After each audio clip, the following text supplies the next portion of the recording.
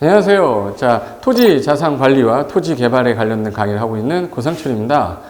자, 제가 오늘 챕터 잡은 거는 용도 지역하고 지목도 구분 못하면서 땅 사냐, 이거 땅 사지 마라. 이게 아주 기초적인 거거든요. 우리가 유치원생부터 대학생으로 따진다 그러면 토지나든지 어떤 매입을 하기 전에 제일 먼저 유치원 정도 수준에서 이 정도는 알고 시작을 해야 되는데, 그것도 모르는 상태에서 다 덥석 산 다음에 나중에 보면 잘못 샀어 이러는 경우가 되게 많아요. 제가 질문을 많이 받잖아요. 어떤 질문을 가장 많이 받냐면, 제가 땅이 있는데 이 땅이 지금 현재 한 200평 정도 되는데 뭐 하는 게 좋을까요? 저한테 물어봐요. 그래서 물어보면 혹시 용도 지역은 뭐로 돼 있어요? 그러면 대라는 거예요. 아니, 용도 지역이요 했더니 주거로 쓰이는데요? 막 이래요. 그러면 안 돼. 지금 현재 제가 용도 지역을 물어봤는데 대라고 한 거야. 대는 지목을 말하는 거거든요. 그래서 나중에 또 지목이 뭐예요? 그러면 지목? 땅의 목적. 저 이거 쓰고 싶은데요. 무슨 목적을 얘기하는 거야. 그러니까 이런 표현 자체도 구분 못하는 사람이 어떻게 매입을 하냐. 그래서 이 토지가 뭐에 쓰는 물건인지를 알고 매입을 해야 되는데 우리는 일반적으로 그렇지 않거든요.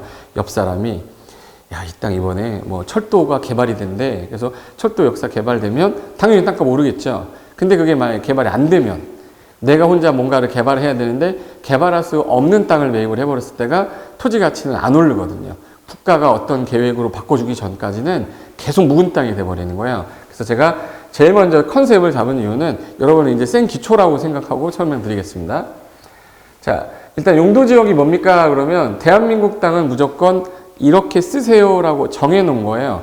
예전에는 이제 도시지역하고 비도시지역 두 개로 나눴는데 도시지역과 비도시지역을 나누다가 법률을 따로 구분하다 보니까 문제가 생겨서 예전에 있던 도시지역은 도시계획법에서 규제를 하고 비도시지역은 국토이용관리법이라는 데서 규제를 하다 보니까 난개발이 막 됐어요. 그래서 하나로 통합을 하면서 대한민국 땅을 크게 4개로 구분한 거예요.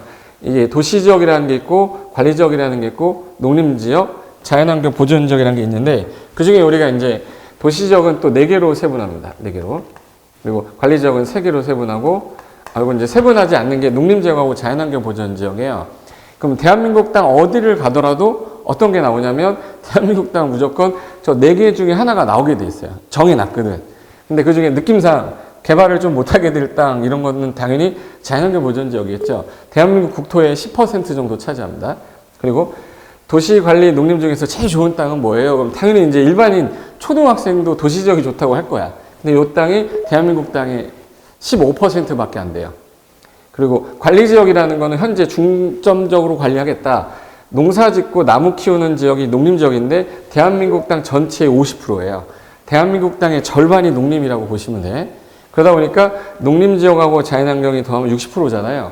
대한민국 땅의 절반, 3분의 1, 3분의 2 정도가 산들논이라고 하잖아요. 이걸로 돼 있기 때문에 그래요.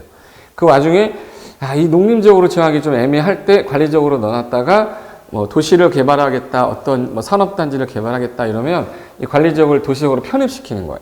그래서 관리지역 안에는 보통 우리가 알고 있는 보전을 목적으로 하는 관리지역, 보전관리가 있고 생산을 목적으로 농사지어라, 생산관리가 있고, 그리고 계획 짜서 조만간 도시적으로 편입을 시키겠다는 땅으로 일단 구분해놨기 때문에 사람들이 제일 좋아하는 땅은 싼데 개발이 가능한 땅이에요. 그럼 혹시라도 땅을 산다 그러면 속지 않으려면 일단 계획관리를 사놓는 게 그나마 좀 난 거야.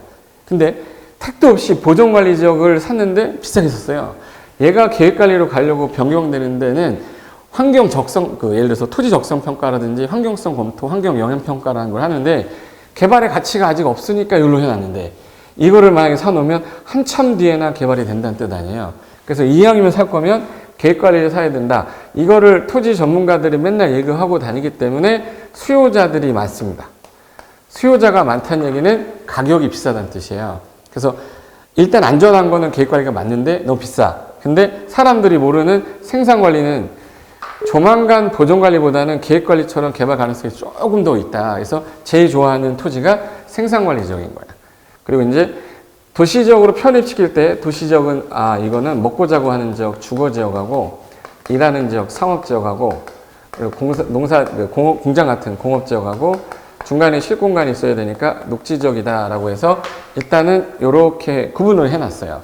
그 중에 주상공록이라고 보통 하는데 주거지역, 상업지역, 공업지역, 녹지지역 중에서 개발 가능성이 제일 높은 게 상업지역이겠지. 근데 이걸 너무 많이 해버리면 나중에 상가가 공실이 많아질 거예요. 그렇기 때문에 적정한 배율이 필요한데 서울시는 전체 땅이 이 관리지역이나 농림지역, 자연환경이 없어요. 도시지역으로만 돼 있어요. 도시지역 중에 주거용도로 써라는 주택 위주로 지어라, 상업용도로 써라, 공업용도로 써라, 녹지용도로 써라 돼 있는데 이걸 구분해 놓고 중간에 주거용지가 부족하면 여기 있는 애를 풀어서 도시화로 편입시키겠다 이런 형태로 가는 거야. 그래서 대한민국에서는 특정한 도시마다 계획을 짜서 현재 용도지역이라는 걸 다 정해놨는데 이 용도지역으로 안 되니까 그 위에다가 고도지구 같은 걸 만들었어요. 예를 들어서 높이 제한이 좀 더 필요하다. 그러면 이 위에 있는 규제를 하려고 높이 규제를 하려고 고도지구를 또 묶어. 상업지역인데 고도지구가 있는 상업지역은 높이 못 올라가겠죠. 그럼 토지 가치가 떨어지는 거야. 그럼 어떤 지구가 있냐에 따라 이 도시지역이라는 지역 안에 있는 땅도 가치가 올라가고 내려가기 때문에 이런 것들이 어떤 것들이 내 땅에 있는지를 확인하는 게 가장 중요한 거예요. 그 다음에 용도구역이라는 게 또 있는데 지역 지구보다 안 되니까 뭐 개발 제한 구역을 묶어서 아예 개발을 못하게 해버린다거나 반대로 입지 규제 최소 구역이라고 해서 규제를 완화해주는 용도구역도 있어요. 그러니까 어떤 규제가 들어오냐에 따라 토지 가치가 추렁추렁 거리는 거예요. 근데 그것도 모르는 상태에서 땅을 매입하고 나서 내가 저 땅을 어떻게 개발을 할 거냐, 어떤 용도로 쓸 거냐를 일단 구분한 다음에 가는 거예요. 자, 그럼 이제 제가 서울시 사는데, 자, 서울시 땅은 이게 현재, 도시지역으로만 되어 있는데, 주거지역, 상업지역, 공업지역, 녹지지역 중에 주거지역이 50%입니다. 주거지역이 노란 색깔인데, 이게 다 주거지역이에요. 그 다음에 많은 게 녹지지역이 이제 이렇게 개발제한구역으로 되어 있는 외곽이 녹지지역입니다. 그 다음에 이제 두 번째로 많은 게 이제 녹지지역, 세 번째로 많은 게 공업지역인데, 공업지역은 영등포 라인하고 금천구 쪽만 있고요. 그리고 이제 성동구하고 도봉구에만 있고, 다른 지역에는 공업지역이 없어요. 그리고 이제 상업지역이 제일 적어요. 그래서 주거지역이 예를 들어서 한 50% 정도 되고요. 주거지역이 한 50%, 공업지역 같은 경우가 한 6%, 상업지역이 한 4% 제일 적어요. 집중화되어 있는 게 종로하고 중구 쪽에 있고, 나머지 이제 띄엄띄엄 있는데, 여러분이 많이 아는 송파구에 가면 제2롯데월드 있죠. 제2롯데 부지. 그리고 이쪽으로 쭉 가면은 잠실 몽턴 토성이라고 해서 여기 올림픽 공원입니다. 올림픽 공원이고 여기가 천호동이고요. 강남 테헤란 이런 데만 상업지역이고 거의 주변은 다 뭘로 돼 있어요? 주거지역으로 돼 있어. 서울시 땅의 거의 절반이 주거지역이고 주거지역도 또 세분을 할 때 야, 이거는 전용해서 주택을 하면 진짜 여기는 일반적인 기능도 좀 넣자. 또는 이제 상업 기능을 같이 추가해서 넣자 해서 준주거 해가지고 전용주거, 일반주거, 준주거로 구분을 좀 해놨어요. 근데 그 중에 주거지역도요, 집을 짓 때 어떻게 해놨냐면, 야, 이렇게 줘라 라고 했는데, 여기는 3종 일반주거로 지정돼 있어서 높이 제한을 안 해놨어요. 그래서 초고층 아파트를 질 수 있는데, 2종 일반주거로 지정되면은 중간 정도층에 집을 지어라 이렇게 해놨고요. 1종 일반주거로 지정돼 있으면 4층 이하로 돼 있어요. 그럼 같은 토지지만 1종 일반 주거냐, 2종 일반 주거냐, 3종 일반 주거냐에 따라 건축물의 규모도 제한이 같이 들어가는 거야. 난 아파트 지려는 사람인데 여기 1종 일반 주거를 사면 4층 이하로 묶였기 때문에 아파트를 못 짓겠네. 그럼 토지를 매입하는 사람이 목적이 정해졌을 때 가장 우선적으로 봐야 될 게 용도지역이라는 개념인 거예요. 근데 그걸 이제 정해놨는데 그럼 이거를 어떻게 어디서 찾을 거냐? 만약에 2종 일반 주거지역이 여기 서울시에서 제일 많은 게 주거지역 중에서도 2종 일반 주거가 제일 많이 있습니다. 일단 전용 주거지역 1종, 2종 나눌 때 얘네들은 한 3% 정도 되고요. 주거지역이 거의 80% 정도 된다고 보시면 돼. 한 10% 정도 되는데 그 중에 주거지역 중에서 제일 많은 게 일반 주거인데 1종은 4층 이하로 건축물이 저층 위주로 져야 되고 얘는 중층 위주로 되어 있고요. 얘는 층수 제한이 없습니다. 그 중에서 지금 제일 부포 많이 하는 게 2종 일반 주거예요.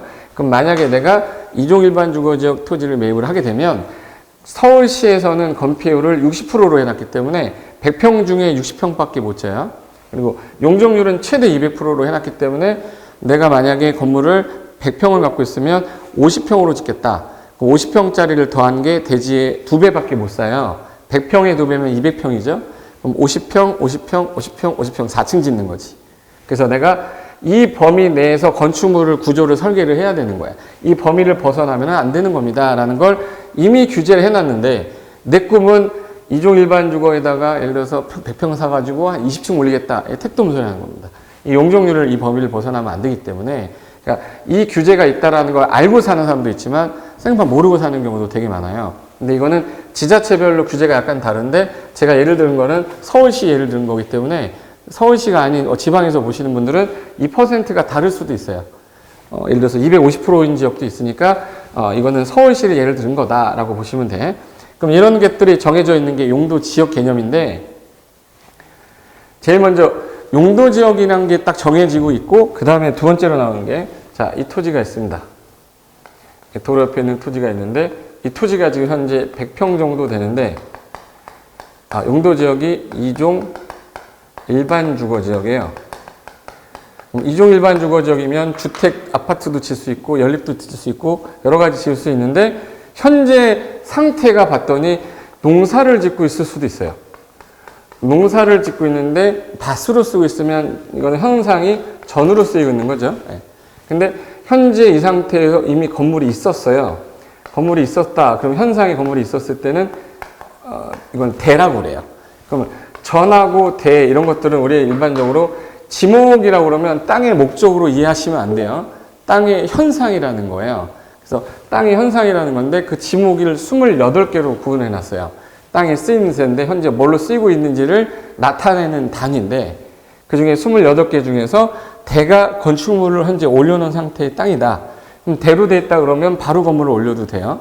근데 전으로 돼 있다 그러면 전으로 돼 있으면 일단은 건물을 바로 올릴 수가 없고 형질을 바꿔서 내가 건축물을 지어놔서 이 건물이 들어서면 마지막에 지목이 대로 변경이 되는 거예요.